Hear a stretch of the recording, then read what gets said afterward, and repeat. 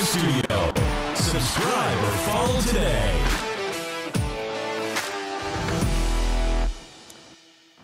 Hey everyone, it's Michael here with Oilers Live, special anniversary edition. We've got two guests who've been with me the whole year, and happy to have them back. I didn't meet them until I started the podcast, but they've been a big part of just being around and being guests this year and helping promote and a lot of other great things. Welcome, Kelly. Welcome, Sean. That's SPR and Beer League Heroes. Welcome, guys. Hey, man. How's it going? Hey, how are you? Good. All right. So this is it. Officially yesterday, 1 year with the Oilers Live podcast. Lots of changes, absolutely. I think I started out really, it was a buddy and me a year ago, Boxing Day, that did the pod, my first pod, and don't anybody feel obligated to go listen because it was absolutely terrible. But then I think my third episode, Kelly, I had you on. And then well, any time you get to meet Kelly, I mean, your life's going to change, right? It always does, unfortunately, for the worse. Yeah. I didn't say it was good. It changed. And then, of course, not long after, Sean, I had you on the episode, and that was awesome too. It was good to have both of you on, and it's been a great run so far for the podcast. Not so great for the Oilers, unfortunately. Gents, let's start with the game tonight. I don't want to dwell too much on the game tonight, but let's start there. Jump ball. Thoughts on the game tonight? Well, I'm just shocked that Chiarelli couldn't stop those 4 shots in the first period. We're going to start right there, are we? All right. Yeah, okay. First off, so lots was made. After those 4 goals went in, Twitter lit up. And, of course, the anti-Chiarelli crowd was right there front and center.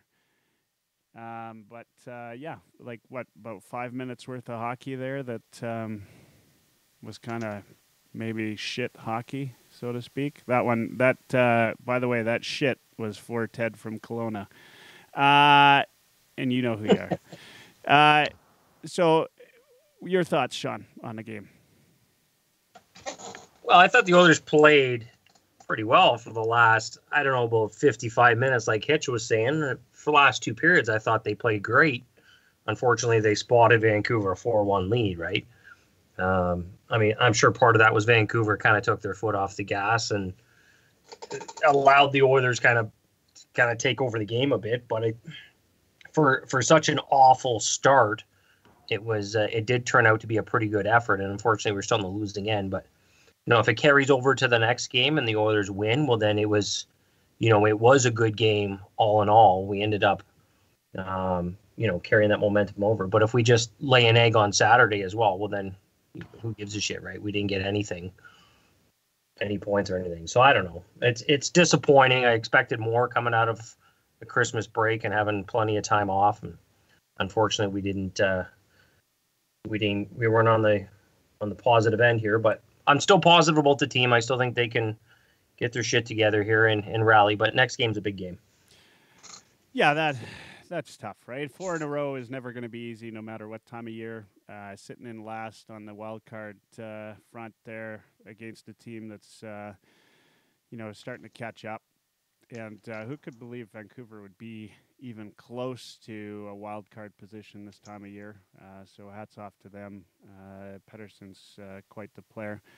It was good to see. One of the things I liked tonight was after McDavid kind of got a little bit jostled around there. A couple guys taking some shots at Pettersson. Or he goes by Peterson now, I guess. I don't know what it is this year. The symbol. I mean, it's I like that kind of pushback.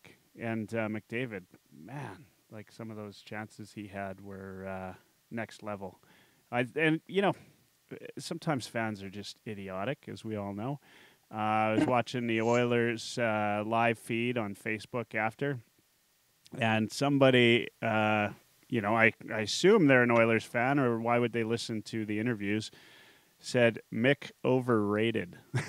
It's like, are you even watching the same game I'm watching? I don't know. Anyway, Kelly, your thoughts, other than Chiarelli not being in net tonight. Your thoughts? Still disappointed he wasn't in net. Yeah. No, I thought, once they got their shit together after the first period, which is, I kind of half expected them to come out really slow. I don't know why I expected that, but I just did. But I figured that, after a bad first period, that they'd come back with two good periods after that. Unfortunately, Koskinen got beat on those 6 shots, right? And it kind of, it's really hard to come back from that kind of deficit, with any team, right? I mean, unless you're Tampa Bay, who scores at will. My question, I wonder, do you think Kajula and Garrison being out would have made any sort of difference in this? I'll speak to that. Garrison, if I had one guy that I didn't like on this roster, Garrison is the guy. There's a couple guys, obviously, you'd change out, but I just don't think Garrison has the legs for this game. What I was a little bit surprised at was them, taking Gravel and Jones apart tonight. I mean, those two have been, a money pair. And Weidman, of course, coming in for Garrison. I mean, it wasn't really talked about, but Weidman was the guy that screened Koskinen on that first goal. He and Garrison, to me, have been, they're not even seventh guys in my mind, and it sort of shows how much these injuries to Russell and Clefbaum are really hurting us. And you can add in Sekera there, right? I mean, even Sekera is going to be, even if he comes back from injury right away, because I understand he's been skating, he'd be better than, in my mind, than Weidman and Garrison have been. Sean, your thoughts? Yeah, well, I mean, what do they say? That the Oilers have lost, 5 of 6 since Clefbaum got hurt? Clefbaum and Russell. Whenever you lose 2 of your top 4 defensemen, you're going to feel it. Like, it's going to hurt, right? I agree with Garrison and Weidman. They've been barely serviceable, I guess, up to this point. But I've been pleasantly surprised with Caleb Jones. I thought he was pretty solid again tonight, and Gravel as well. I mean, we got 2 good young defensemen there, so there is a bit of upside with these guys being out. These guys are these 2 are being forced up the lineup a little bit, and they're holding their own for the most part. So that's definitely a positive. When the other guys come back, hopefully the entire core as a group will be stronger. It's just, what are we going to do until that point, right? I think there's still 13 games left before the All-Star break. So this is kind of a pivotal stretch here. Yeah, I mean, overall, the defensive core is what it is. I don't think we're going to get any help from outside. We just got to kind of grin and bear it and hope we can suck it up, play good team defense or whatever, and the team can kind of rally around that. Did you guys get a chance to watch the post-game interviews? No, I didn't. I just saw Hitch's. Yeah, so, and starting with Hitch, this concerns me. And, you hate to, and I'm not going to make excuses for this team. They got to be better coming out of the gate. You can't lose a game. You can't let the other team score 4 goals in the first and hope to win a game. That's just the way it is. But it looked like some type of sickness is going through the dressing room right now. Draisaitl looked like he was ready to check into the hospital, and Hitch was coughing up a storm. Gravel, somebody just put on Periscope /Twitter, Gravel was sick. I hope that we don't see that bug hitting the team again this year quite as bad. Obviously, McDavid looked fine, but it'd be awful if that's another case. Yeah, because that kind of ripped through the dressing room for what it seemed like 4 or 5 weeks last year, and we couldn't really recover from that. Yeah, Draisaitl, honestly, at first I thought he'd been crying. That's how his eyes looked. Like he looks like he's got 2 black eyes, and he was coughing something fierce. And Hitch definitely didn't look that great. So let's hope that obviously they, the downside is they get a day off, and then they're back at it on Saturday for afternoon matinee game in San Jose. Is Carlson still out for that game? He's out. Yeah. How long was he suspended for? 2 games? Yeah, that game against Edmonton's the last one. Yeah, let's not forget. I know it's not a big piece, but Jujar was out for 2 games too.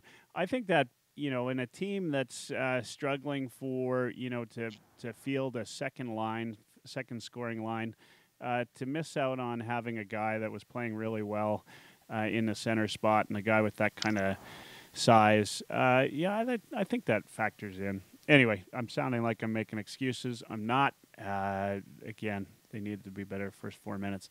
Guys, let's switch buttons here. We're at the end of the year. Not a great 2018 for the Oilers. One of the things that's happening right now is, as everybody knows, is the World Junior Championships. Sean, you've been to how many Knights games this year? 5 or 6. 5 or 6. Your thoughts on up-and-coming Evan Bouchard, and did you watch the first and second? I don't know if you watched the second game yet, but maybe give us a rundown on how you feel his year is going. Okay. Well, I didn't. I haven't watched the second game yet. I did watch the first game. He's coming along. I mean, it took a little bit of an adjustment. You could tell he was. I don't know if it was just a shock or a little bit of disappointment being sent back or whatever, but you could tell it took him a few games to kind of get his feet wet. But now that he's back, I mean, London has been on an absolute tear lately, and their team is pretty much stacked. But Bouchard's still logging a lot of minutes. He's getting a lot of ice time with, especially on the power play with Boqvist. So it's encouraging. He's playing with. It's not like he's playing with garbage players. He's playing with pretty much all first-round NHLers. So it's kind of a nice simulation for, playing with a guy like McDavid and Draisaitl. You've got, I know, obviously nobody's as good as McDavid, but Formanton and Liam Foudy are pretty darn fast in their own right. So he kind of gets used to that. I don't think he's been really challenged a lot this year so far. I have seen some of his physical game. I've seen him kind of step it up a little bit more, doing a better job of boxing guys out and, trying to clear the front of the net and things like that. He's taken a couple of roughing penalties, which is always nice to see. But for the most part, I think it's the real challenge is obviously the World Juniors, which we see now. And then once they get into the playoffs, then it's going to be a real battle, right? Right now, I mean, quite honestly, London is kind of coasting a little bit, so he's not really being pushed. But he's a great puck mover. You can see it. Everything we saw in Edmonton, we're seeing in the World Juniors now.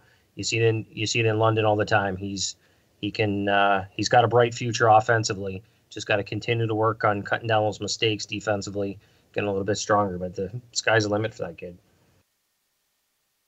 Awesome. I mean, that's what we're hoping to hear. Obviously, lots has been made obviously about this roster and things going on. One of the things we got three top prospects playing in the World Juniors this year. Samorikov for Russia, Phil Kemp, who's playing a big role for the U.S. this year. And then, of course, Bouchard. Kemp, I thought looked decent in his first game. I watched as much of that USA game as I could handle, and he looked half decent. And he's, he may, he may be fighting for a spot in a couple of years, hopefully. And certainly, he's got a looks like he might have a future. And it's good to hear about Bouchard. I think that even we talk about tonight's game, and we talk about Chiarelli's comments a couple weeks ago. This team is in desperate need of a really good puck mover. One of the people I've been super happy with is, and you mentioned him, is Jones. He's been, he's been, in my mind, one of the top 3D every night since he's got to the team. Your thoughts, Kelly? Any thoughts on the prospects up and coming and Bouchard, maybe play of Jones lately? I did watch the first Canadian game where they destroyed, who was that? Denmark, right?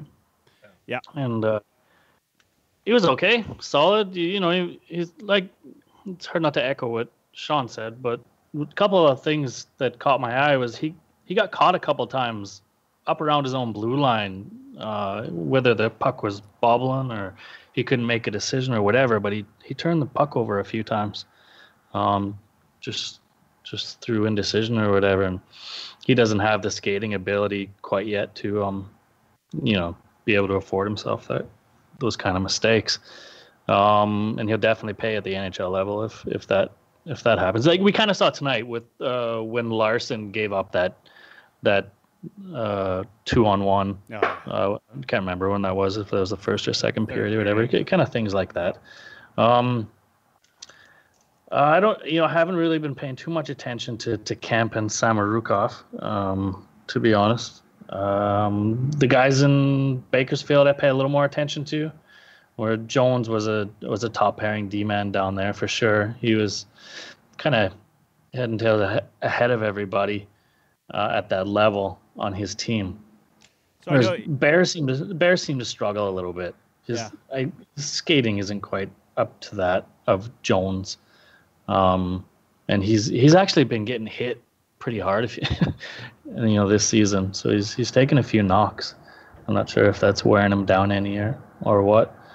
Yamamoto's been playing well. He started off really fast down there, and then he kind of tailed off, and then got hurt, and then he came back and was very good. He's a very tenacious. It's like when to compare him to Kajula on one of his good nights where he's banging around, hitting people, lifting sticks and stealing pucks and getting shots on net. And that's how he's sort of been since he's come back from his injury. Whereas the other guys, I think Benson and Hebig, Marody have slowed down a little bit. Yeah. So, but that's how it goes. The young players, the highs are high and the lows are lows, and it takes time to find that middle ground and that consistency required to become a professional hockey player. Yeah, there's no doubt. I mean, that's going to be the biggest challenge, and one that the Oilers have sort of struggled with over the past few years, maybe pushing people a little bit faster than they should. Controversial topic. What do you guys think about Hitchcock and his work with Puljujarvi? Is he still? We've tweeted about this. We've talked about this. Is he need of still some AHL time, or is Hitchcock doing the right thing by playing him through this? Opinions? Yeah, I think he's doing the right thing. I like how Jesse's game's progressing. He could have had another goal tonight. A beautiful deflection went off the post. Yeah. I didn't really see, just thinking back, I didn't really see any major gaffes or anything tonight. He seems to be tenacious on the puck.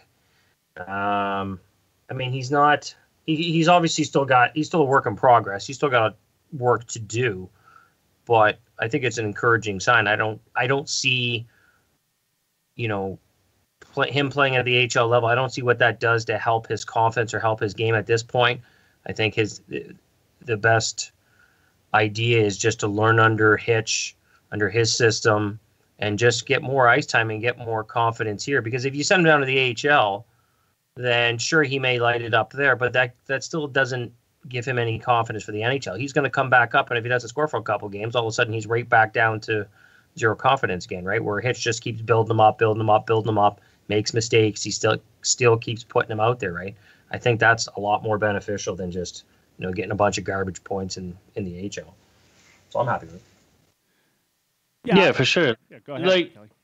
if the people that say he should be in the AHL didn't watch him while he was down there. It was absolutely ridiculous what he was doing. He was skating through entire lines. He was so dominant at that level, and there's no need for him to be down there. I don't know what he's gonna learn down there. Like, he'll pick up bad habits, maybe. Like, it's too easy, so he'll get lazy. Maybe, who knows? Like, in the NHL under Hitchcock, he'll learn a hell of a lot more in order to be able to stay, and grow at that level.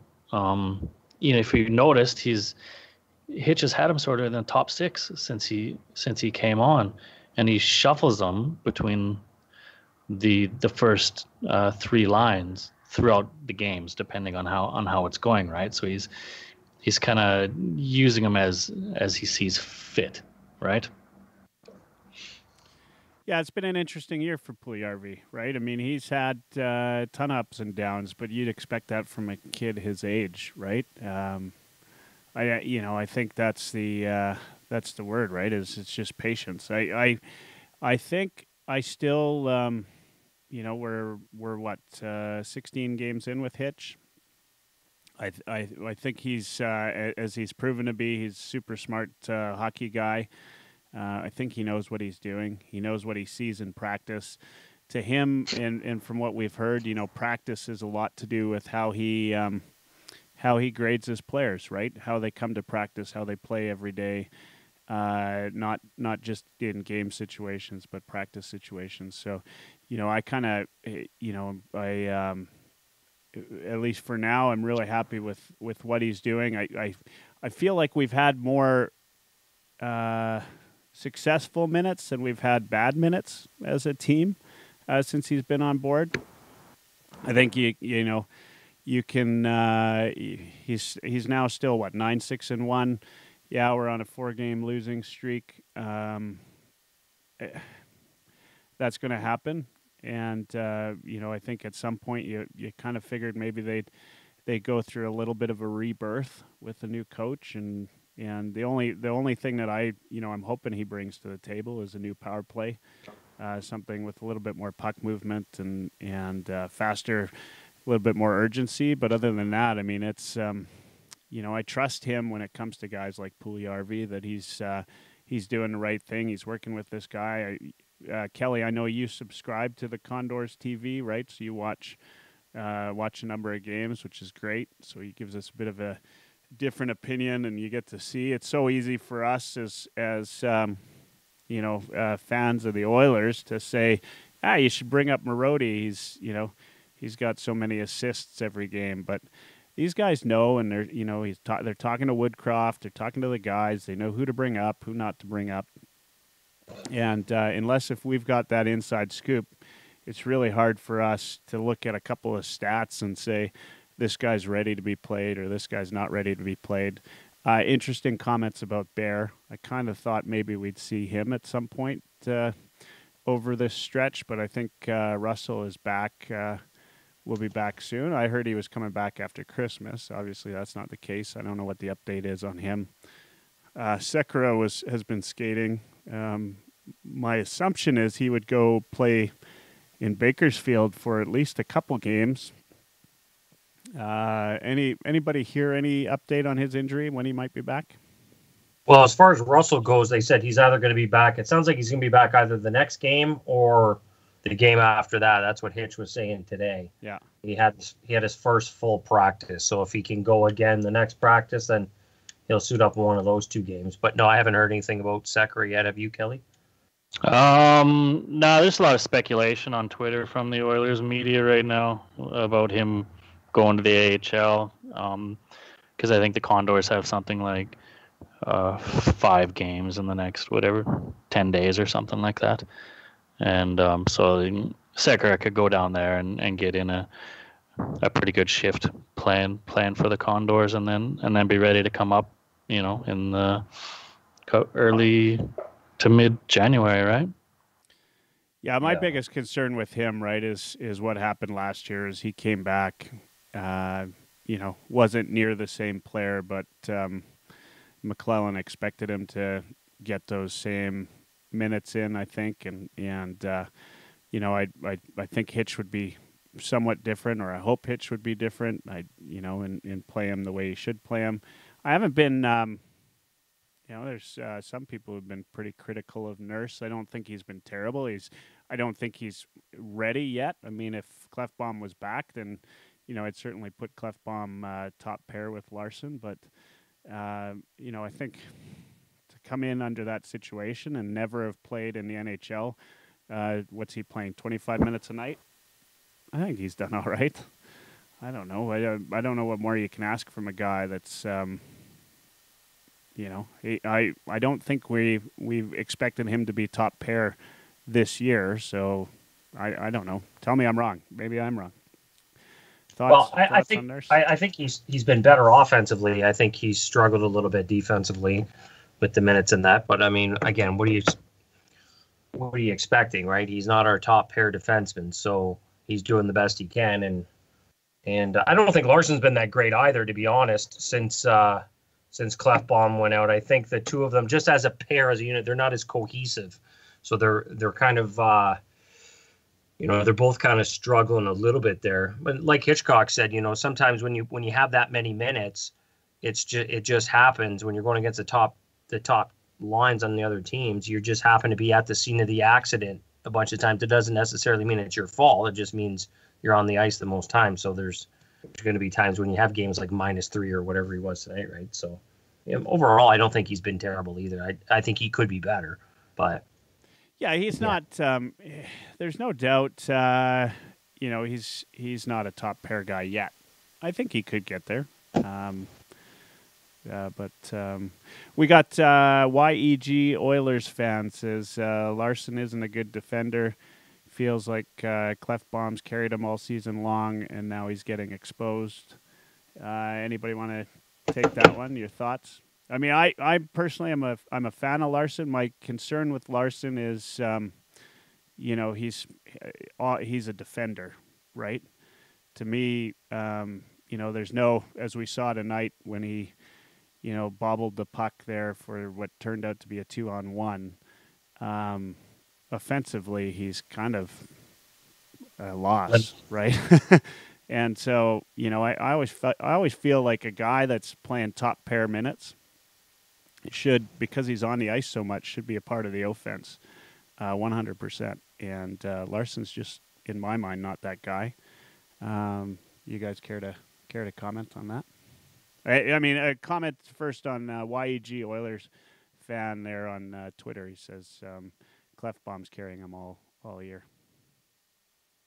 I think every defenseman has their limitations, right? And it's incumbent on the coaching staff to see those and partner him up with a defenseman that can kind of cover them in that matter. They're Larson and Clefbaum just they play very well together, right? And they know that. McClellan knows it, knew it. Hitchcock knows it. I think he's an outstanding defender. He's not Drew Doughty, but I think. Yeah. What are your expectations with him? Why isn't he a good defender? You can't just say he sucks at playing defense. So what does he do that isn't good then? I think he's a pretty good puck mover, considering the style of defense he plays. It is what it is, man. Yeah, no, I get where you're coming from, Kelly. I think you're right. He plays well with Clefbaum, so maybe this particular guy here is right. I mean, maybe Clefbaum does carry him a little bit, and that's fine, right? Because and I think Sean, you've always talked about pairs. Well, we've got defensive pairs too, right? You got typically there's pairs that work well on offense. There's pairs that work well on defense too, and it's like I pointed out with Gravel and Jones. I mean, the two of those guys, I think, play really well together, right? They know where they're going to be. And the reciprocal of that is Benning and Garrison. could be the worst defensive pair in the league when they're put together, in my opinion. So yeah, I'm fine with that explanation. I mean, you get Larson out there. Maybe Clefbaum does carry him, but maybe together they carry the play a little bit better than apart. And maybe the trick is finding somebody with Larson that can do what Clefbaum does when he's not there. Your thoughts, Sean? Yeah, well, then that's the key, right? Like when you're playing pairs, and you've played defense there, Mike. You want to have.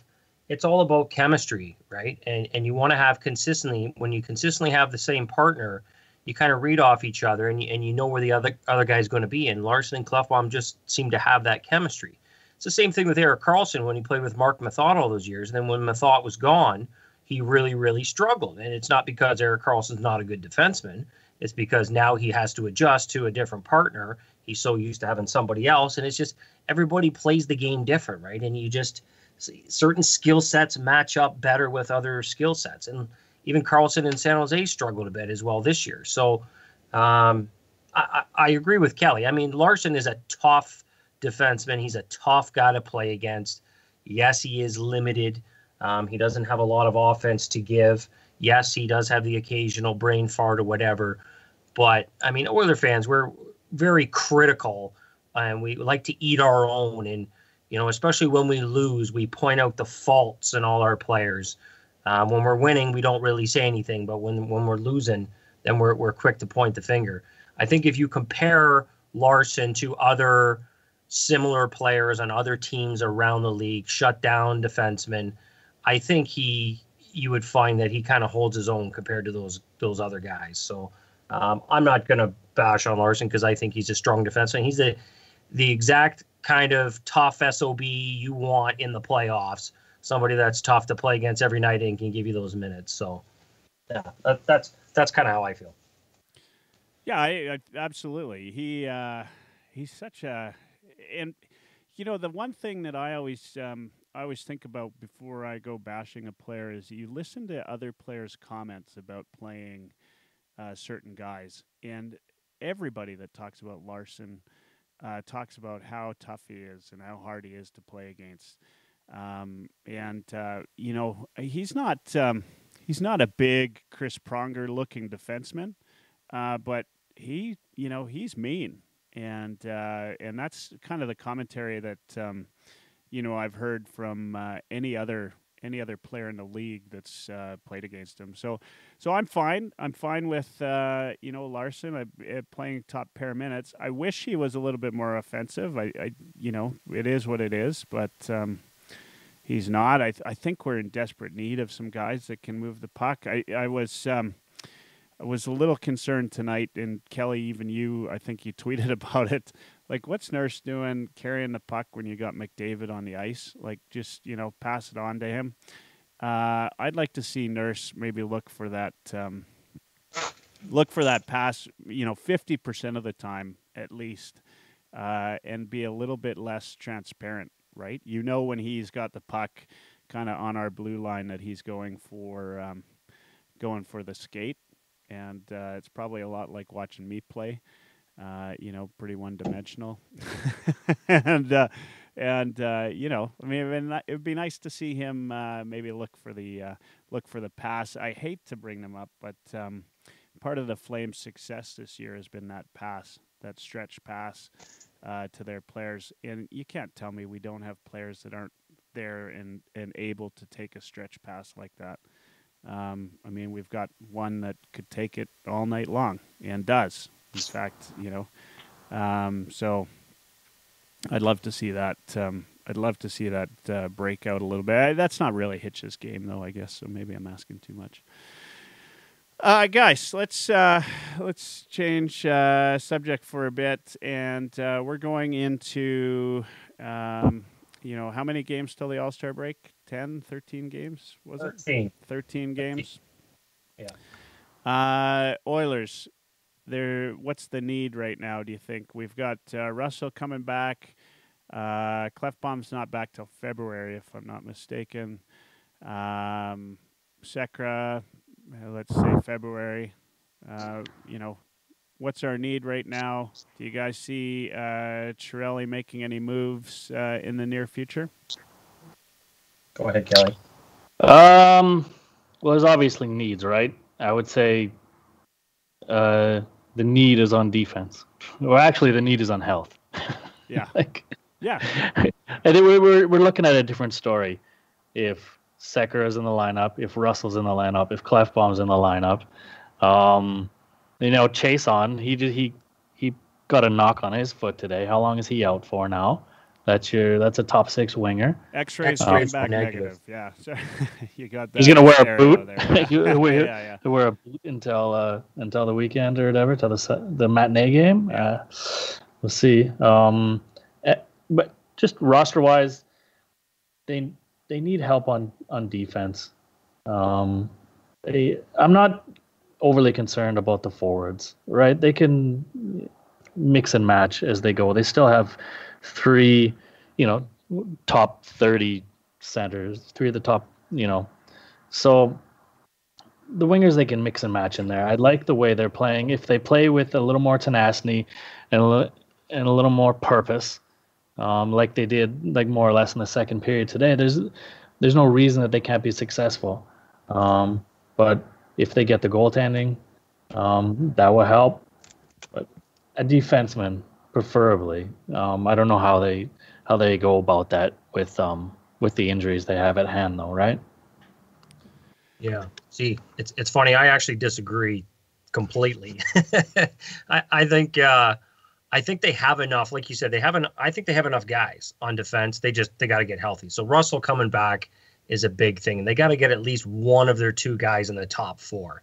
So they get Russell back. Well, now you're just compensating for one guy in Clefbaum, which is still a huge blow. But he said the gap between Clefbaum and Nurse, there is a gap. The gap between Nurse, who was playing on the second pair, and Caleb Jones, maybe there's not much of a gap in terms of play there. So there's still a little bit of a drop-off. But I think this team was playing so well defensively, team defense, that they were just locking it down. Before the injuries, they were just shutting teams out. We played Calgary, one of the highest scoring teams in the league, and we shut them out. We just locked it down, right? So I think when the team's healthy, they're good and more than good enough defensively. I think the real problem is up front, relying too much still on the McDavid line. I know Hopkins is pitching in the odd time here and there. Typically it's on the power play, but I would love to see a top 6 winger come back in a trade, because once all these defensemen come back, you're going to have an influx of guys. You can't send Gravel down anymore. You could send Jones down, but why would you, the way he's playing? Both of those guys have passed Matt Benning on the depth chart anyways. Yeah. Where is Sekera going to play? There's plenty of guys. So there's only 13 games until the All-Star break, and then they're off for a week or so. So if you assume that Sekera and Clefbaum are coming back by then, you just got to kind of suck it up, hopefully get Russell back, suck it up for 13 games, and I'd be looking to get another top 6 forward and really just kind of spread out that scoring a little bit and try and get 2 legit lines. If you can lock it down defensively and you got 2 legit lines you can score, then I think that's, you're going to go a lot further than, just adding another defenseman and just trying to, play defense all night and rely on McDavid down the stretch. I don't know. That's just my opinion. What do you think, Mike? Yeah. So, my biggest concern, right, is we've got a little bit of time yet before Clefbaum gets back, and who knows for sure if Sekera will be back to normal when he does come back. I had a concern last year. I have a concern this year, whether Sekera ever returns to form. It's been really 2 years since he's played. I mean, he played last year. I wouldn't say they were good minutes. So I have a big concern there. Russell, this is a time for all the Russell haters that I think that maybe thought has changed at least a touch on him, on how much we need a guy like him, at least on this team. We need Russell. Clefbaum is obvious. I mean, he, and the sad part about Clefbaum is just that he was getting back to the form that we wanted him to be at when he got hurt. It couldn't have happened at a worse time. I think, when with trades, the interesting thing, and with needs are, and everybody loves to, get onto Twitter and say, what do you think about trading Lucic for Parayko, right? Like, what? It doesn't matter what I think. The question always would be is, does St. Louis want that player? Right? Like, sure, a guy, we'd give up on a guy with the Oilers, but you got to ask who's going to want that player, right? It's just because Chiarelli's calling around the league and says, Kajula's up for trade, or I'm willing to talk on Ratty, doesn't mean that anybody's calling, right, and asking for those guys. It just means that's his list, right? And so you got to have a willing trade partner. I think I'm not as down on Lucic as everyone. I'm down on the contract, like everyone should be, I think, and it's too bad. It is the contract that it is. But how are you going to trade that contract unless if you eat some salary? But then who's taking it, right? Always Arizona. Well, there's always Arizona, yeah. The one guy that I thought tonight, would maybe be our best trade bait right now, and I thought he had a hell of a game, is Zach Kassian. And I thought he was one of our better players out there tonight, and I think we need to see that from him for a couple more nights, and then we might actually see him get moved. Now, I'm not. I don't know that I am of the opinion we need to trade Kassian, but you know what? I agree. I agree kind of with both of you. I think it's just, so to my original point, right? Sekera is not going to come back, right? He's not going to come back the way that we want him to come back. Clefbaum, we don't even know that he'll come back the way we want him to come back because he just started getting going, right? Russell back is not going to change the world, right? It's going to make us a little bit better on defense. I think we got to keep Jones up. There's no doubt in my mind now that he's earned his spot as the fifth or sixth guy. I think there's been nights where he's been our best defenseman out there. In fact, the one nice thing about him is, there's not a lot of times where I could point out to him making any, glaring errors, and he's been good offensively in limited minutes, right? But defensively, I'd still, if there was any hope that we could find a puck-moving D-man that could fill that, fourth, fifth, role on this team, I would love to have that. Or even a guy with, a bomb that maybe you put on the power play. I still think, like, I had all these hopes for Nurse on the power play. They just haven't panned out. I thought maybe he would just shoot the puck more or something, but it still seems like we got a lack of urgency on the power play. So defensively, yeah, I think we could use a guy. Offensively, absolutely. That's where maybe I agree a little bit more with you, Sean. We definitely need somebody. Like, we cannot, you cannot rely on the McDavid Draisaitl line night in, night out, and hope to, win 60% of your games, which is what you need to win at a very minimum the rest of the year, right? Yeah. So, that line is great. McDavid's great, but it's you need somebody else. Again, back to Lucic. Like, the guy has been so close. I keep holding out hope that one day he just like pots one, and then that's like the end of the slump forever, because he's getting chances, and he's doing some decent things. But my hope is gone. Anyway, YAG Oilers fan again. You should try Weidman on the power play. Thoughts on that? That's an interesting one. Yeah, it doesn't sound like Hitch trusts him too much. He barely gets 8 or 9 minutes as it is on an evening. They had him out there in the second pairing. If you remember, Jones took a shot. He floated one in with Lucic in front of the net, and he could have slid the puck over to Weidman for a one-timer on the other side, but he chose to put that on the net. I just want to get back a second to to the lines. Remember how Hitch was talking about how he wanted that Kyra, RNH, Puljujärvi line, right? It seems that health is getting in the way of him trying to get his optimal lineup set up, right? I think he likes that Chiasson, McDavid, and Draisaitl. He wants JJ, RNH, and Puljujärvi. He's got his identity line, and he's just trying to sort out the fourth line, right? So, what do you do with those plans if they try and bring in another top six winger? Well, I think one of those guys is just going to have to exit off the roster. Like, obviously, Lucic isn't going anywhere. But, I mean, a guy like Ty Ratty or, I don't know, even, I can't see them moving Drake Caggiula, but maybe they do. Somebody like that, you just have to you're just going to have to bite the bullet and just bump them off the roster because they're just not that good, right? Like, we need somebody. I mean, let's be honest. Do we really think J.J. Carroll, as well as he's been playing, is he a top six forward? Probably not. No. And Puljujärvi, is he? Although I love seeing him in the top six, and I want him to get opportunities so to improve his confidence. That is he as top six winger right now? He's not producing at that. You could probably say not. And then Chiasson's got he's running so hot right now. Even if you say even one or two of those guys, you could still use another guy. Yeah, I don't know. I think it's.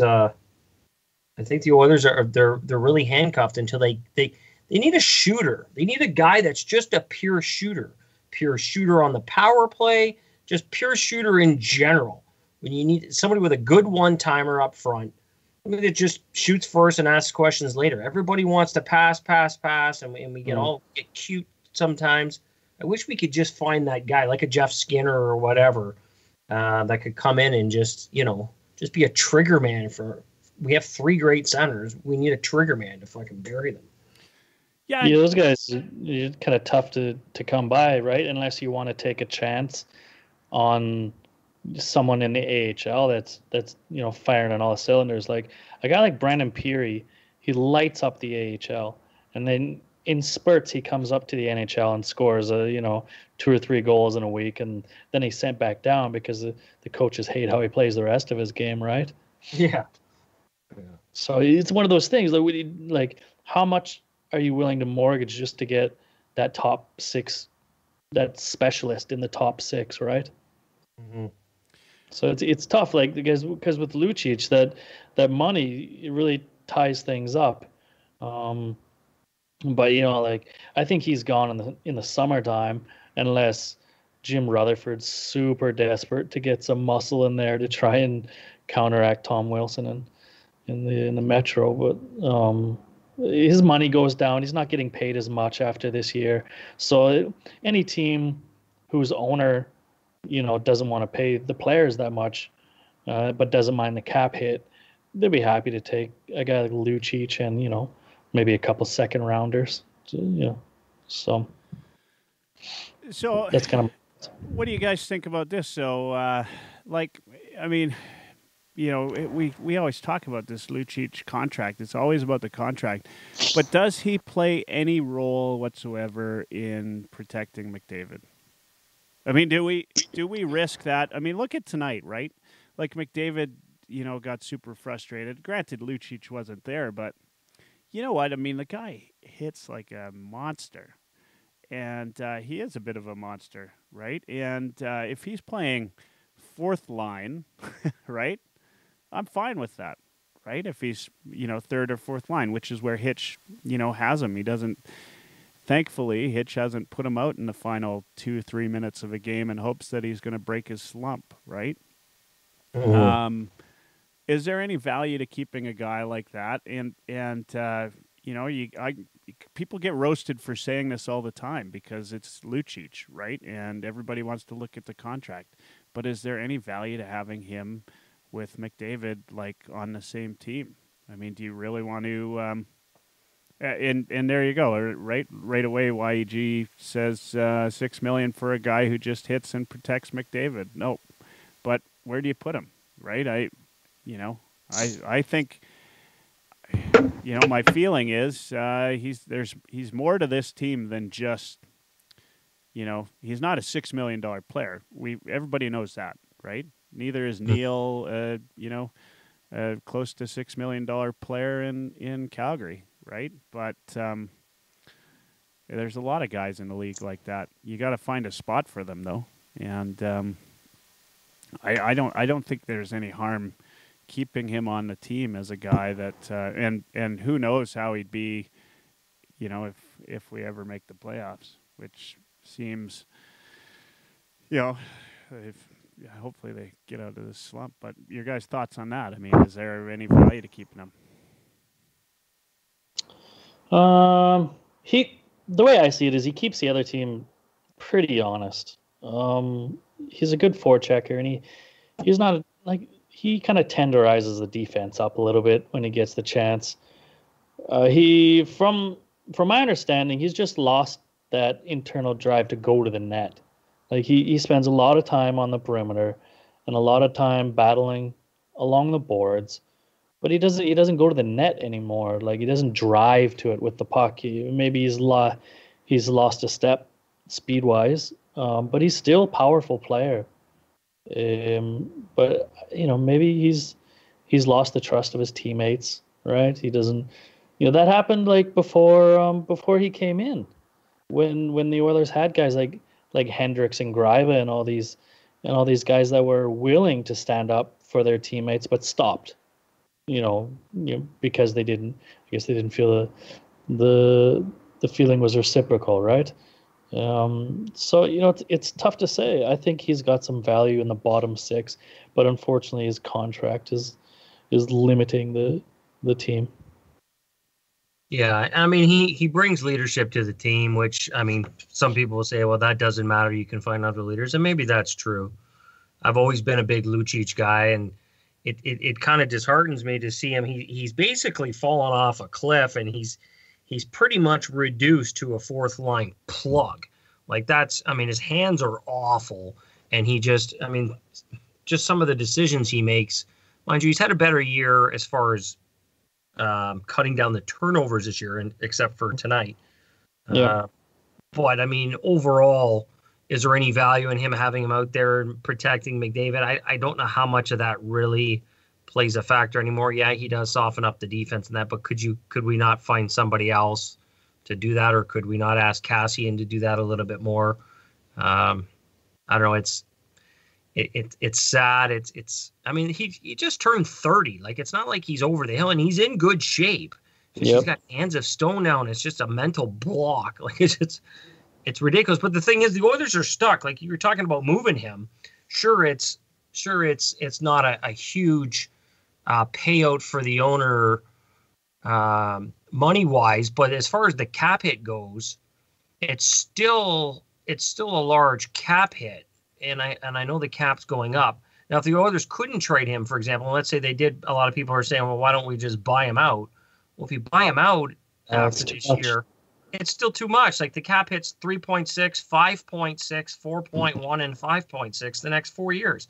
So you're only saving $1 million or $2 million to buy a guy out, and now you got to replace him on the roster. And yeah, I mean, it's tough. I think unless he agrees to a trade in the off season, and he may have done that this previous off season, but unless he agrees to a trade in the off season, and the Oilers are willing to eat some money and throw a draft pick or prospects along with it, it's going to be really tough to move him. Sekera, I think, is the guy that's good as gone as soon as the summer hits. Yeah, Sekera, you got to think will be gone. Lucic, even if, no matter how you slice and dice it, is going to cost us, $2 to $3 million a season if he's with us or he's not with us, right? Like, if you trade him, that's what you're eating, at least, at a very minimum, or you're taking back a guy that's as useless to your team, right? I mean, I hesitate to say useless. Like I said, I think Lucic still has some value to the team. It's just, not as a it's just not as what we expected, right? And to me, yeah, you're right, Sean. I mean, there's how does a guy drop off the way that he dropped off? I mean, it's a mental thing. He's talked about it.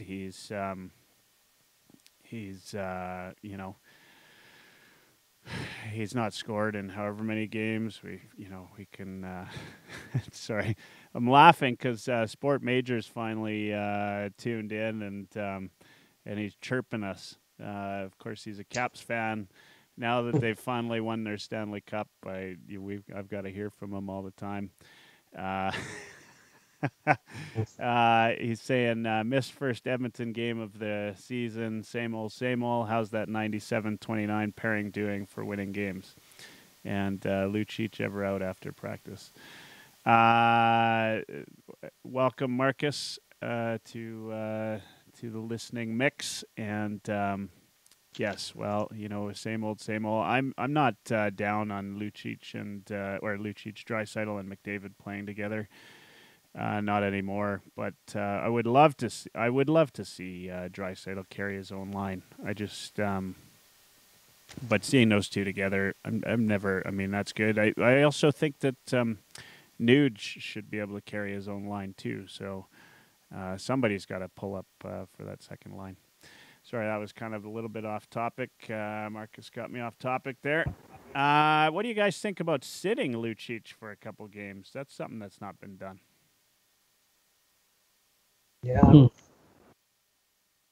mean, he's in every night, right? When's the last time he sat a game? I wouldn't have any issues if they sat him, if they had a guy that can come in and play more effectively. But the question is, do they have a guy that can come in and play more effectively? Yeah. Who are you going to put in? Zekov? He barely see him, right? Yeah, in fact, I wouldn't be surprised if we see Zekov sent back to Bakersfield and then picked up somewhere or picked up back up. They had Reeder on that line tonight. I think they've had Reeder on that third line a couple nights now, and Lucic kind of moved around tonight, obviously because Chason left the game, but previously not so much. They moved him by choice, and it's just, if you got to set him to send a message through, then do it. And not only does he get the message, but the rest of the team gets the message too. And maybe that's what they need as well. Well, what's the message though? Hitchcock was saying, okay, I don't care if he scores. I just want to go out there and hit and bang and do whatever. If you keep harping on him not scoring, it's not going to do any good. Well, he is hitting people. He is skating hard in that. So it's well, now I'm going to sit you because you're not scoring. Well, I'm doing exactly what you told me to do, coach. Now, how can you justify benching me, right? Was it today or yesterday? I can't remember. One of the recent press conferences where they did talk about that third line doing a little more and getting a few more chances, right? And I think I think that's what I'm getting at. Okay. Yeah. Yeah. So I think the one thing though, we consider when you're not sitting Lucic is that he's not playing the type of minutes this year as he was last year. When you had him playing or you wanted him to play first and second line last year, right? I thought if they were to sit him, it should have been last year when you were expecting more out of him. Now that you're expecting to be a third or a fourth line guy, yeah, he's doing what Hitchcock is expecting of him, and he is out there and hitting. I do still question, which is why I brought it up. I mean, he's never sat. I don't remember. Did he sit last year at all? No. I mean, McClellan didn't sit him. He just promoted him. He kept him up there the whole year, right? Just trying to get him to shake that slump. Oh man, just putting him in a position to succeed, if you will. Yeah, and to me, that's the part of the hit to his mental game is just keeping him there when Marcus says Hitch is shielding him, and OV hits too, so he needs some scoring from Lucic. So let's maybe we need to get the Twitter train moving and get everybody asking for Lucic to be sat tonight. That shouldn't be too hard. I don't know. Maybe he just needs more keg stands like Ovi. That's right. Yeah, more keg stands. Yeah, he needs to know how to party a little bit better. Or maybe he does. Maybe he needs to relax. The guy's, if he squeezes that stick any harder, he's gonna bust it.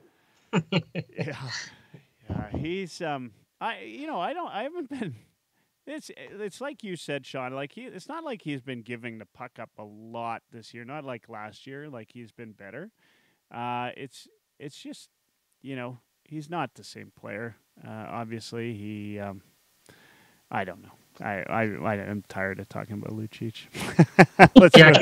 Can you believe there's people that were on Twitter tonight saying fire Hitchcock?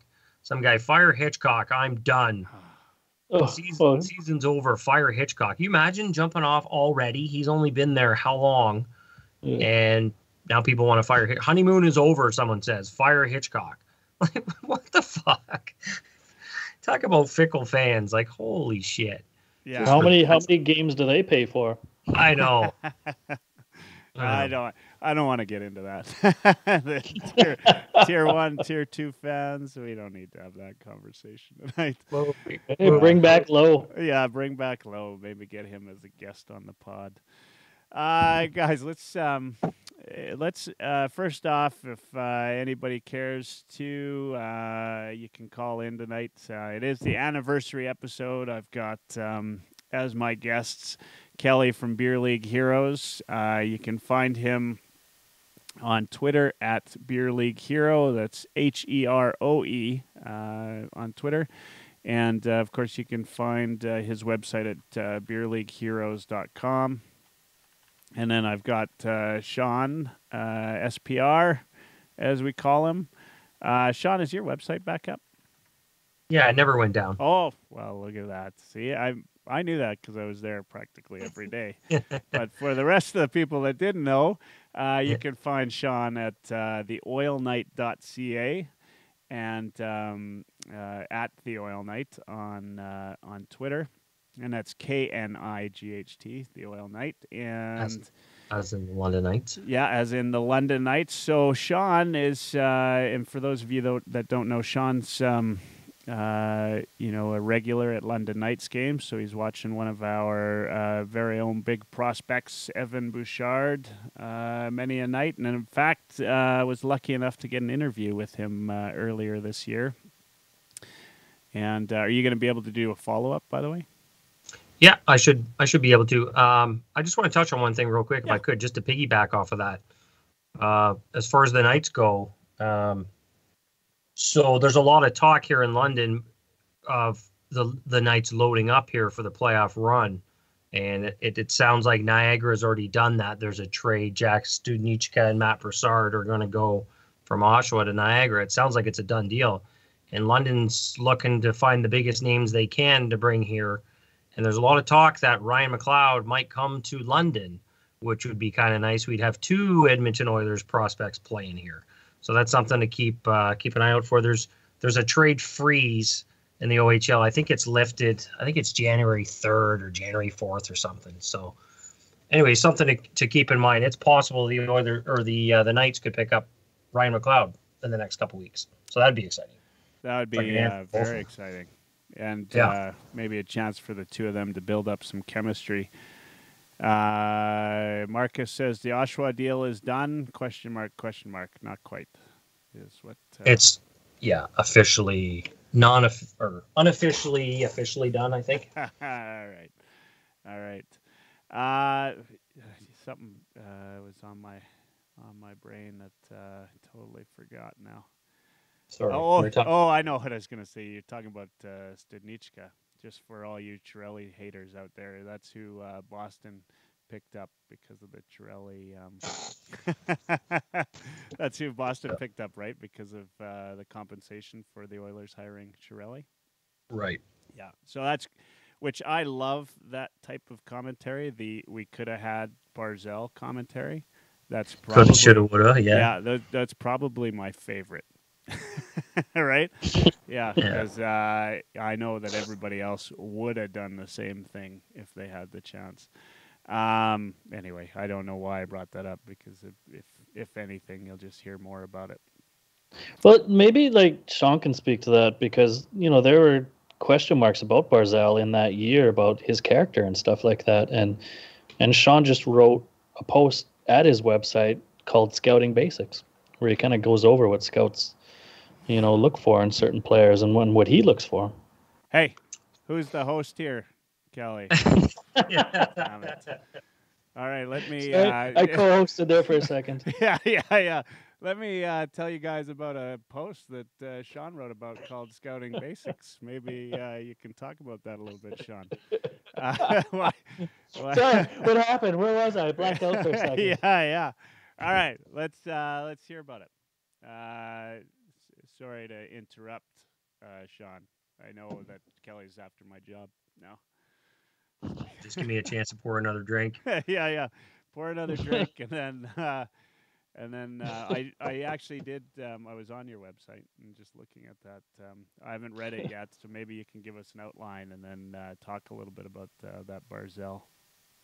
Yeah, well, so I wrote a thing on just Scouting Basics. As you guys know, I've been unofficially been scouting for many years, kind of thing. And over the years, I kind of pride myself being a bit of a draft historian. I like to go back and look at, why the scouts got certain things wrong or certain prospects, and, look for trends and things that kind of stand out that keep coming up. And I've kind of broken it down. I kind of have a system now I've used the last few years, and I think it's kind of funny whenever you do, and anybody can really do scouting. I mean, you don't have to be an expert per se. You just got to kind of know what to look for. And a lot of times you see people look for, a lot of scouts they highlight all the positives in a prospect, but nobody really talks too much about the negatives, or they just kind of underplay them, or just assume that, those will be fixed over time, through coaching or whatever. And a lot of times that's not the case. And that's a reason why a lot of guys bust. And on my website there, you can check it out. It's a lengthy article, but I use Yakupov as an example, and I posted a scouting report on Yakupov, and they talked about at the time how he was a defensive liability. And I actually have a quote here. This is from a scouting report. Although he showed at the World Junior this year he can distribute and use his teammates effectively, he is certainly a one-dimensional player right now. While his defensive play will no doubt develop with NHL coaching and more experience, I'm not sure if he has a complete enough game right now. While he will no doubt be a first-line talent for a long time in the NHL, I think to be a bona fide superstar, he'll need to focus on improving his play, both away from the puck and in his own end. And that was from 2012. So I just kind of point to that and say, there were red flags even back then for a guy like who was a consensus #1 overall pick, Nail Yakupov. There were a lot of red flags that, he wouldn't come back and play defense. He wouldn't, there was consistency wasn't there. He was lazy, but a lot of the scouts overlooked that. And they were enamored by his stats and enamored by his flair, offensive flair. So I just kind of touch on all that and, don't overrate certain things and make sure you're looking for, red flags or deficiencies in a player's game. And that's kind of what I use for my analysis and break it down. So I'll be launching my first, as you guys know, I like to focus on the OHL. So I'll be launching my first OHL prospects draft list here in the next couple of days. I'm almost done. And I just kind of use this as my basis on scouting players. And I don't know, it's for fun, something I enjoy doing. I like doing, and like to think I have a pretty good history over the last several years of, for the most part, predicting guys accurately. So yeah, that's kind of, check it out, oilnight.ca, and that's night with a K, if you haven't already. I'm on mute. Are you? That's when I say the brightest things.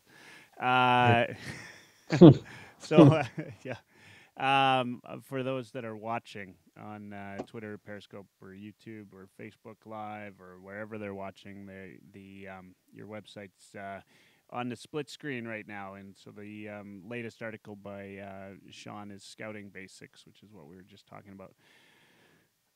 Guys, first off, so I do have the phone lines open if anybody wants to call tonight. It is, as I mentioned, the is sort of the anniversary edition. It was a year ago plus a day today that I was I started the podcast. There's been a lot of great things happening. One of the things that we talked a little bit about, off air before we got on air was I did the Oilerslive Cup this year.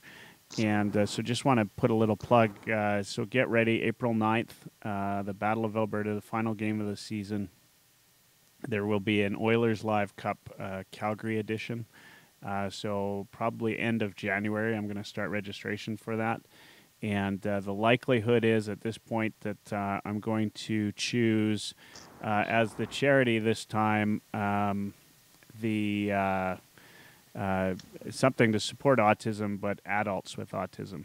So as I learned in doing the last hockey game, as I read more about autism, there's a whole group of kids that are turning into adults with autism, and there's not a lot of support and help out there. So we definitely, that's definitely something that I think would be a worthy cause. So keep that in mind, April 9th. And Kelly, make the trip from Taiwan, or Sean, come on out from London. If you can make it, it would be fun to have you guys. I'd even give you a place to sleep. I've got, I'm sure I could string together a couple couches or some cots or something. Bunk beds. Or bunk beds. Sweet, we're going to prison. Absolutely, yeah. Just don't drop the soap in the shower, and we're all good. Guys, let's just chat a little bit about which we haven't really talked a ton about. Is sort of the year that was. Like, if you could grade 2018 as an Oilers fan, is there? Because I did the big tweet, of course, tonight about, it just seems that there's some fans out there that would hope that this team fails just to prove their point. And I don't get that. I mean, I'm not, I always hesitate because I'm not trying to tell anybody how to fan, right? Which is always a big deal too with everybody. I could care less what you do. I'm just saying, I don't understand it. Right? Like, I'm an Oilers fan, and somebody responded to one of my tweets there and said, well, 3/4 of this team is from the AHL or an AHL team, and that's what you want to cheer for. You know what? I honestly don't give a shit, right? Like, it could be 100% AHL team, and I'm still going to cheer for the win night in, night out. And that's just the way I am. And if Chiarelli is the GM going into next season, Chiarelli's the GM. If he's not, you know what? I'm not hurt by that either. But I'll still be an Oilers fan. I'll still go out to games. I'll still cheer for the win. I still want the playoffs. Yeah, I get it. You want to see McDavid and the team use his years as an Oiler as productive years and him getting to the Stanley Cup. All in all, though, 2018, it's nice to put that behind us as Oilers fans. I don't think it's all doom and gloom, right? So this is my personal opinion on the year that was. I think there's a little bit of light at the end of the tunnel, and we've got guys, which we've talked about tonight at length, Bouchard. We've got some, stock, a little bit of stock in the cupboard. I know Marcus is probably going to comment on that because I don't think he's a big believer in that, but I think you got guys like Yamamoto and Benson and guys coming up on this team. Marotti's been a bit of a surprise. I don't know that he's ever. I don't believe he'll ever be a full-time NHLer, but on the same note, you need guys like that in your cupboard, if you want to say it that way. Guys that'll push other guys to be a little bit better, guys that can push the team in training camp. I think if we can make it through this year, we burn another year of that Lucic salary, we get another raise in the salary cap, and I don't think it's all lost anyway. And my opinion is that from a prospect perspective, this team is heads and tails better than it ever was. before Chiarelli, and whether you like Chiarelli or not. Trades have been. I'll be the first to say I don't like half the trades he's made. But I'm not going to sit there and dwell on that. Marcus and I at Sport Major, for those that don't know, he's a big Caps fan, but he's always watching the Oilers, and he's good, to interact with and chat with. He always, he talks about how, the good systems are ones that are made from the ground up. Look at Tampa Bay. They haven't made a lot of moves by trade. They developed players. So you know what? I mean, that's you either have it one way or the other, right? You're either trading for better players or you're developing players, and we're finally developing some players. And I feel like we'll be incrementally better next year. I'm not going to go that so far out on the limb to say we're Stanley Cup ready. I think we're still a couple of years away from that, but I think that we can. As we get through this year, we can get a little bit better. I'm hoping and I'm cheering for an Oilers win and an Oilers playoffs this year. I don't get it if you're not. And, no amount of explanation is going to change my mind on that.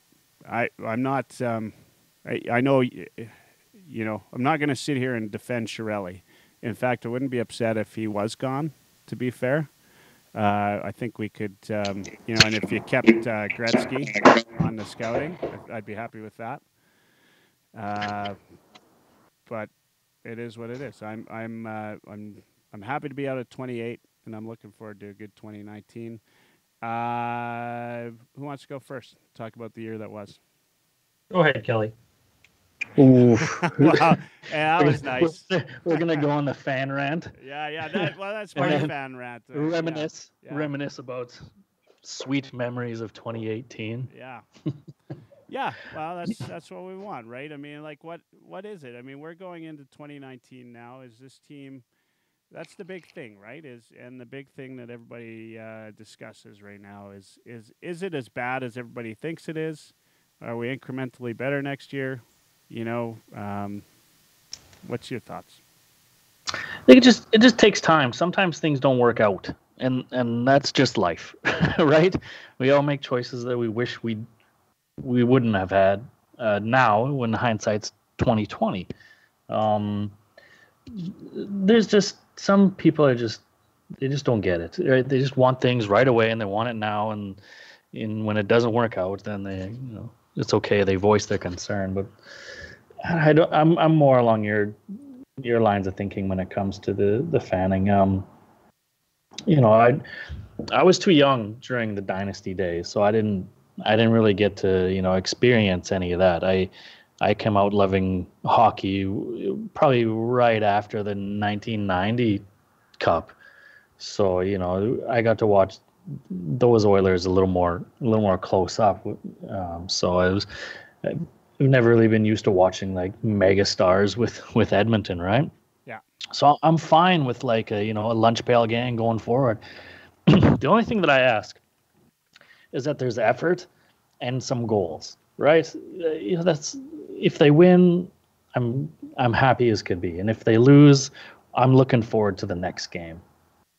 If I'm not going to sit here and say that this should be a Stanley Cup roster because Connor McDavid is the first line center, just because Taves and Crosby did it in their first couple of years doesn't mean the next guy is going to do it in his ELC, right? You try to stack a bunch of numbers behind it, but it just doesn't work that way. There's a lot of parity, and the league's changing directions, and that's just how it is. People got to come to grips with that. I understand things are tough back home in Edmonton, but that arena is full every game, so we know where the priorities lie, right? So as for like the year that's been, it's some good things, some bad things. Yeah. I can't think of any off the top of my head, but anytime you watch a Connor McDavid highlight reel, then it's a good place to go. Yeah, and tonight was no different. Before you start, Sean, I've got Marcus has been waiting in the wings as a caller, so we're gonna have to get him on. So hold on one second. Marcus, you're sitting there quietly for 7 minutes, and I've known you long enough to know 7 minutes. That's got to be about as long as you've stayed quiet your whole life. Well, believe me, I wasn't quiet. No, no, I'm just kidding. I mean, I want to just make sure I called in here tonight. I'm not up this late. Usually living back east now here. I don't know how Sean does it so often, but anyways, yeah, I just wanted to say it's a good job there, Mike, over last year. You know, it's been really good. I obviously follow you a lot, and your connections there with everybody, certainly keeping a lot of Oilers stuff on the even keel, whether you agree with it or not. But yeah, it's certainly good for conversation, and just want to say hi to Sean and Kelly. Hey. Yeah. Hey, buddy. So have you guys had a chance to connect yet out there? Where are you, in Niagara, Marcus? Kingston. Oh, yeah. So you've been out to many of the OHL games? Yeah, well, I got season tickets, so, you know, generally if something else isn't going on, I'm always down there. If the Caps game is on, I tend to watch the Caps game. But, yeah, other than that, I'm at most of the games. I've only missed maybe 4 or 5 so far. It was good at the early part of the games, as I'm sure Sean's aware, with Jason Robertson getting traded there recently over to Niagara. It certainly left a hole here in Kingston, but you know, it's still fun to watch anyway, especially for the teams coming in, watching all the prospects. So I wasn't fortunate enough to see Bouchard, though. London was here before he came back. Oh yeah. And are they in the same division? They're in the Eastern Conference. No, they're in Kingston's in the East and West. Yeah. All right, and yeah, so it's been good. I'm sure Sean can probably speak even more than I can on Billy Constantino with his prospects watch. But yeah, he's a fun player to watch that they picked up this year, and I think he'll be going in the first round next year, from what I understand. Yeah, and actually, I don't know, geography-wise, how far is Kingston from London? Are they quite a ways away? Yeah. Mm-hmm. Yeah, what would you say, about 6 hours, Sean? Yeah, 6 hours or so. Oh, jeez. Actually, Sean off air said about 6 hours is about as far away as he needs you. I'm just kidding. We don't want. No, it's you nice. Can't Marcus miss my house and like everything's red. Yeah. Capitals this year, Marcus, give us a little update. Your thoughts? Are they legit? Are they going to be a good chance for a repeat? Well, I mean, it's pretty easy. Just the simple fact of the matter is it's the same team that got back last year. I mean, minus the backup goalie and the fourth line center, who's been replaced by Nick Dowd, who's having a good year. It's effectively the same team. Now, I'm sure everybody's a year older, but for some of the guys, it seems to have made it even better. I mean, Ovi's 33 years old now, and he's having the best season of his career so far. It's so unreal. I don't see any reason why they can't certainly make a run for it. And I think one of their Capitals seem to be able to just look back to 2 years ago. I mean, Pittsburgh Penguins just won 2 in a row, and they're in their own division. So, you know, it's something that not many teams can do. But I think the fact that Pittsburgh in their own division just did it, I think has allowed the Capitals a little more confidence to go into this season, knowing that it's not totally impossible to try to pull something off like that with 2 years in a row. And with the way they're scoring, I mean, they've got I think 5 guys now in double digits. Everybody on the team's got a goal, with the exception of 2, and those are 2 rookie defensemen. So, I mean, they've got the horses. Everybody's back playing well, so there's no reason they can't. How long does Ovechkin keep this up? I mean, I did a little tweet about that not that long ago. I mean, at 33, he should be on the decline, but, as you said, best season of his life. How long can he keep that up? I mean, that's all the strength of that shot from the dot, right? And can he keep doing that for the next 7 years? Like, how long is this guy going to last? Yeah, well, I think he can play another 6-7 years. Now, whether he scores 45 or more goals a year to try and approach Gretzky's record, I mean, that's a whole other conversation that, I'm not necessarily thinking he's going to be able to do that. But, can he play another 5-6 years, score 30 goals a year? Certainly. I mean, the fact you just stated is that he relies on his shot. He's not a guy who necessarily has to, although he can make moves, but he relies on his shot, and all he needs is a little time and space to get that thing off, and he fires 4 or 5 shots a game. So, I don't see his goal scoring going drastically down over the next couple of years. And he's actually in better shape of his life now, too. And I think I think the fact that he's gotten married and settled down now as a kid, I think some of that sort of panned out to where he's just a more, I think, even keel individual overall. So, well, he still has fun and all, but I think he's toned down his rock and roll attitude, I think, outside the arena. And I think it's obviously helped his game. So. I don't feel like he has. Maybe he has. I don't know. You didn't see that? You guys must have seen the rock videos he used to make, 6-7 years ago, literally, up in front of DC all hammered. So, I haven't seen those. The biggest benefactor. Sorry? I said I haven't seen those, but I'll have to look them up. Yeah, they're on YouTube.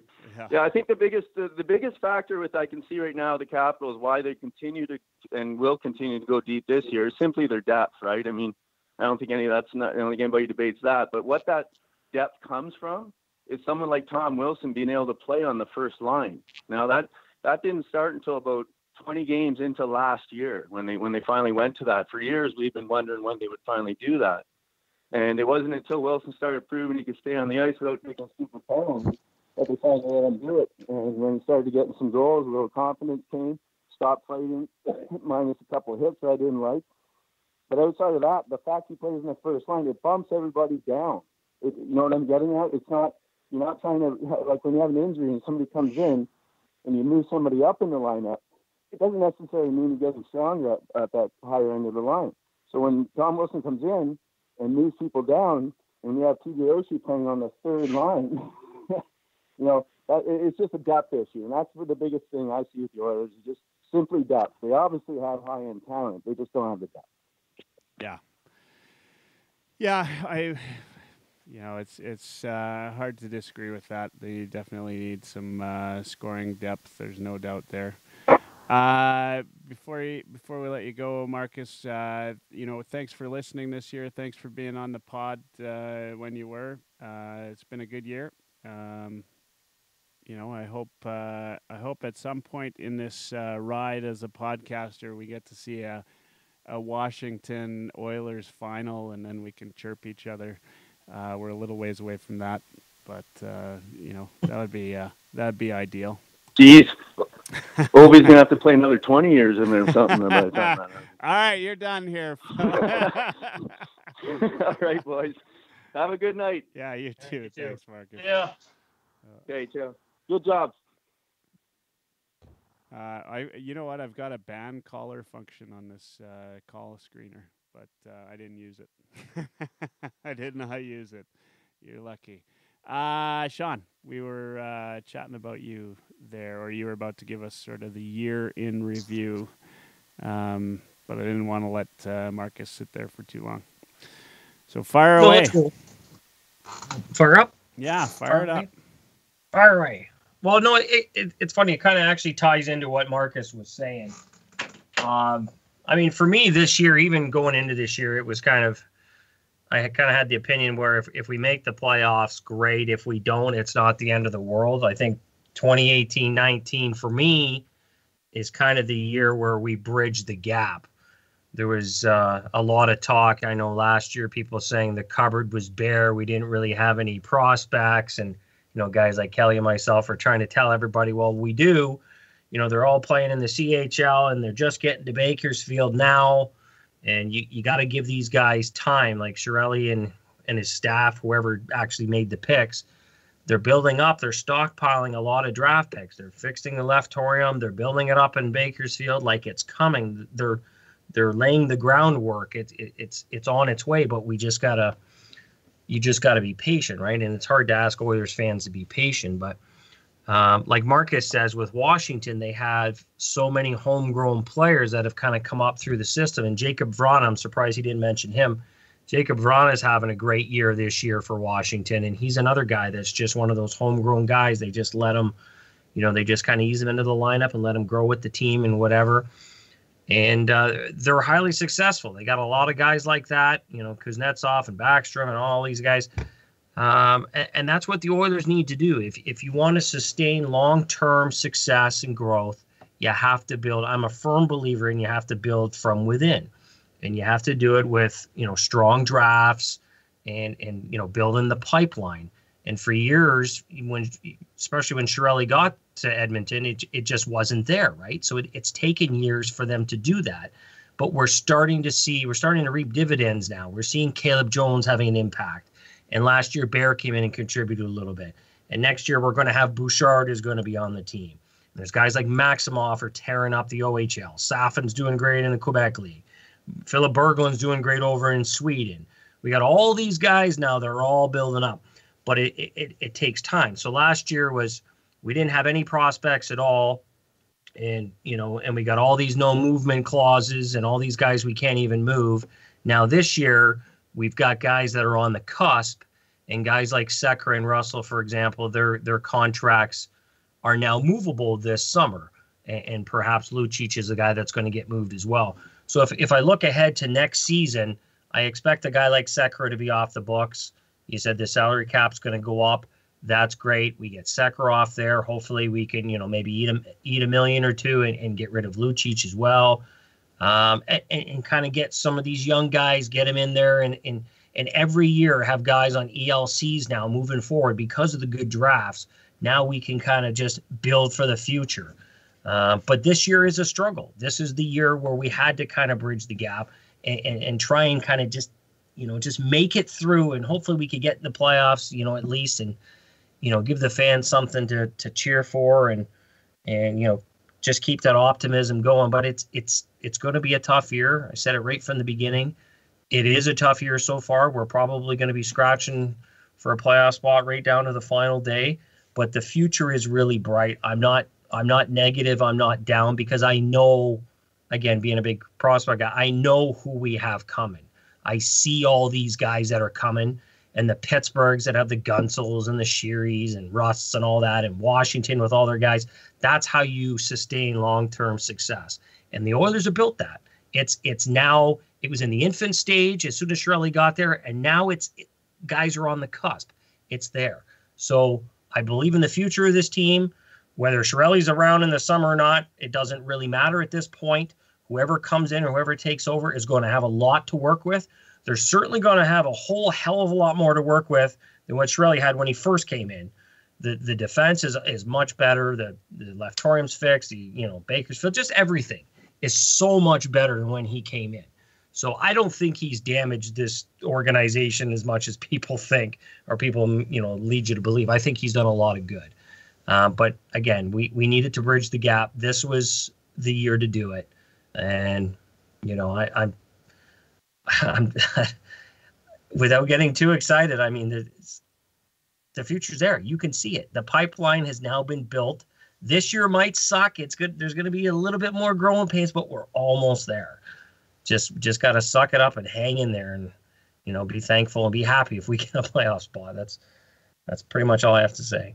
Yeah, no, I think, it's great hearing that from you. I know you follow the prospects a lot closer than I do for sure. And it's so easy to have to be the guys on Twitter that'll, say, well, every time Barzal scores, that could have been, our guy, right? And not have anything else to back that up. I mean, there's lots to be made of the poor, some of the poor trades, but some of them, like I always get a little bit pissed off at the Eberle for Strome trade, that people bring that one up because that wasn't about like for like, and so when you start with that one, I always think, well, you weren't paying attention, right? And the funny thing is how quickly everybody forgot how everybody was calling for Eberle's head after the playoffs, right? Like, yeah, I mean, all of a sudden he's the best player we ever had. Give me a break, right? Anyway, it's just crazy how the fans are, and sometimes even like today, I got to thinking maybe it's not management and organization at all. Maybe the fans need a little bit of a gut check and kind of get on board with this team and show them a little bit of a positive attitude so that, like when these guys are out and about, that they're, they want to be a part of this, right? I've got another caller in. I'm going to let them on. I think that it's Mary. Mary, is that you? It was happy anniversary, Mike. Yeah. Hey, thanks, Mike. For those listening in, it's Megathread Mike Dursa. Say hello, gentlemen. What's up, Mike? Hey. Kelly still How are there? you guys? Yeah, Kelly's still there. I haven't heard him. I'm still snoring here. yet. Yeah. Hey guys, how's it going? Yeah. I'm a little sleepy though. Oh man, that's you guys are calling into the wrong show. That's the wrong show. What's up, Mike? What's your thoughts? Well, I see everything's Darnell Nurse's fault tonight. Yeah, that's good. Yeah, well, pretty much. Yeah, it was. Well, actually, it depends on what time of night you were on. If you were early, Koskinen was a bust. Later in the evening, it was Darnell Nurse. But the one consistent was Chiarelli's fault all night. Yeah. Yeah. We did have somebody, B. Knuckleby, on Twitter says, it's true, we all need to stay true to the plan. It's tough, though. Agreed. Thanks for listening. Couldn't agree more. Pretty good NHL says, have you guys talked about Bouchard's performance so far in the World Juniors? Yes, we did. We also talked a little bit about his performance so far with the Knights and having gone down after playing a little bit with the Oilers. Sorry, Mike, to interrupt you. Thoughts in general, 2018, Mr. Dursa? Well, I think one more game or two more games for 2018 before it's put to bed. So I think if they can get a couple of wins here, 2018 isn't so bad. Glass is a little bit beyond half full. Yeah, what was it, like 2-3 weeks ago? We were not even sitting near a playoff spot, really, when you looked at it. And now we're back in the mix. I don't think that's awful. Your thoughts on the prospect pool we just talked about? You think we got enough? We just need to bridge the gap. Are you on Sean's side? I know Loke. I don't know if he's listening tonight. He'd just like to see Chiarelli gone. Some guys think that this at -8 says, "Is this Twitter on?" You bet it is. Yeah, I mean, are you optimistic? Cautiously optimistic? Is this team going to the Cup this year? Where are you at?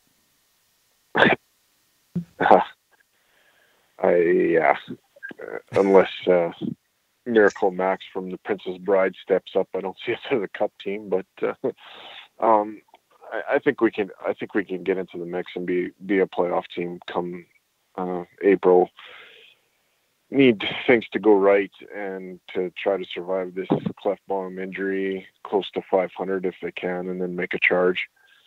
It's not going to be easy. I don't want to see Garrison play another game with the Oilers, honestly. I thought Weidman tonight was okay in limited minutes, but okay at the NHL level. You need to be better than that. So I'm glad that Evan is a part of the mix here. I'll confess I didn't really switch to the Oiler game until the World Juniors was kind of done. We kind of flipped back and forth, but the juniors sort of took priority tonight. Just because after the Oilers went down 2 goals on 2 shots, I knew it was going to get late early in that game. Yeah, I mean, it was tough to watch that and follow Twitter at the same time.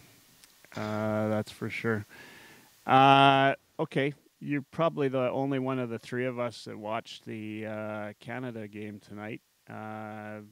What did you think of Bouchard's performance? Well, he made one kind of mistake, but I guess when you play a 60-minute game, that's okay. Just held on to the puck too long and went to move it and kind of fanned on it, and then it sort of led to a chance, but didn't end up in the back of their net. Everybody saw it early this year. He's probably one of the better on the Oilers this season, a guy that can make the 10 to 15 foot pass better than pretty much anybody on their team. And it's no different at the World Junior level. He's really good at that. And tonight on their power play was pretty effective at getting pucks through to the net. And when he lets it go, I mean, at that level, he's elite. He's high end. I mean, not too many guys have the velocity on their shots that he does at that level for sure. What I find fascinating watching him play, and maybe Sean, you can even talk about this a little bit, is his shot seems effortless, right? Like it doesn't even look like it's going to be a blast, but I don't know if it's the rotation of the stick. Like he's a big kid, but it never looks like it's going to be that hard, and it it's a bullet. Yeah, it's more of like a snapshot, and he doesn't get a lot of backswing on it, like if you're talking wrist shot and that. But he's very deliberate in his shot. He's very deliberate trying to keep it low, hard and low. That's his big thing, right? Get it on net and low, hard shot. So many guys just think they got to hammer the puck as hard as they can to get it on net, and they just end up ringing the glass. No, Bouchard, when he takes the shot, he's trying to get that on net every single time, right? So, but yeah, it's just all in the wrist, just that snap little wrister. It's definitely a weapon for him and something the Oilers could badly use, especially this year on the power play. Yeah, power play's been next to nothing. I mean, yeah, we scored tonight, but not been happy with it. Any other thoughts there? What was the game like? I know Switzerland made it a little bit closer than I thought it would be. 3-2 was the final score. I saw the first Switzerland goal. Was it a close game? Did Canada badly outmatch them, and the score tells a different story, or what was the deal on the game? 5-on-5, Canada was a dominant team possession-wise, but just, you give Switzerland the power play and they don't make a mistake. So if we would have stayed disciplined, I think that would have been a 4-1 or 5-1 game. Just a couple of penalties and it cost them. So that's pretty much the story of that. And to Bouchard's, when he takes an actual snapshot, I just saw one of his shots in the summer. He rifled it over the net, but it scared me at the community rink. It was so hard. Yeah, he does have a bullet. It'd be nice to see him on the power play, no doubt. All right. Well, guys, what are you thinking? Where we're at? We're about it's midnight. It's almost 2:00 in out east there, and Kelly, I have no idea what time it is where you are. I don't even know where the hell you are. So it's 3 p.m. in Taipei, Taiwan. 3 p.m. Wow. Yeah. Shit, you and I are. It's almost time for a nap. Yeah. if it wasn't nap time. I think, guys, it's about time to call it a night. And Mike, I want to say thank you, Mr. Dursa, for calling in and for being a part of the first year, and as well to Kelly and Sean. Thank you for being a part of it this year.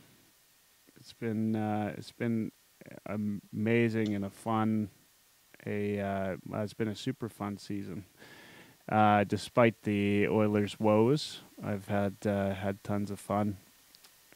So really appreciate it. And of course, for those that are listening, you can go and support these guys. Keep in mind, for those listening at this point, we're all fans, right? And what we do, we're certainly not doing to get rich. In fact, it costs me money. I don't know. I can't speak for Kelly and Sean, but I know this is a hobby that costs me money to do. But I enjoy doing it. It's about getting listeners and having some fun and talking some hockey.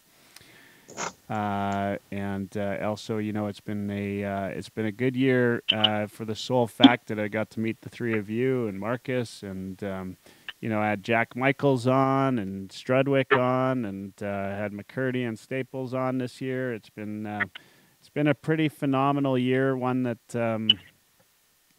I just hope that leads to better things for the second year of the Oilers Live podcast. I know I've been hosting as well. For those of you that don't know, it's the late night with the Oil Night. I don't know, Sean, if you have any upcoming pods planned. Anything planned for that, you and Dirtbag? Yeah, we're going to do one here shortly. I just want to say, Mike, I really appreciate everything you've done just for myself personally and just for Oiler fans in general. Your podcast and your website you put, I know how much hard work you put into everything, and it gives Oiler fans a great avenue to or a great place to just go and, chat Oilers or listen to some Oilers talk. And it's a real pleasure just meeting yourself. And again, I appreciate it. And thanks so much for hosting our podcast as well. And I look forward to working with you in the future, hopefully for many years. Yeah, absolutely. All right, guys. Any last words, gentlemen, before we call it a night? Mike, you included. You're allowed to speak, even though you're just a lowly call-in. I'll get you as a guest here sometime soon. But any last words, gents? All good? Stay positive. We're gonna be fine. We'll make the play. Hey, we get in the playoffs, even the wild card. Nobody's gonna pick us. We got the best player in the league. We get hot and our goaltending stays hot. We could win a round or two. Fuck, it'll be good. Just don't panic. The pipeline's been built. Absolutely. Good things are coming. Good things. Go Chiarelli. Yeah. Oh man, that's how my podcast is going to end tonight on my 1 year. Nobody's going to listen anymore. Sean, you're teasing Albertans with the pipeline's been built. That's right. Yeah. Oh yeah. Pipelines. Not that pipeline. All right, guys. Stay on, Sean and Kelly. I'm just going to close it up here online. Give me a minute.